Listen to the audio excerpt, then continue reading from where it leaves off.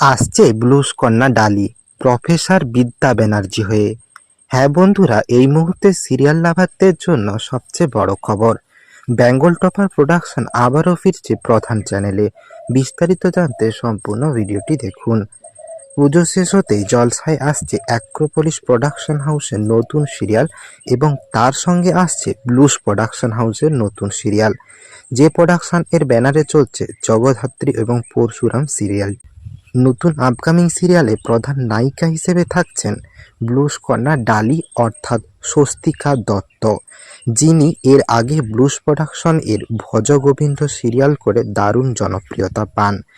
এছাড়াও তিনি বিজয়িনী, তুমি আসবে বলের মতো জনপ্রিয় সিরিয়ালে অভিনয় করেছেন। এবার প্রফেসর বিদ্যা ব্যানার্জি হয়ে ফিরছেন অভিনেত্রী স্বস্তিকা দত্ত।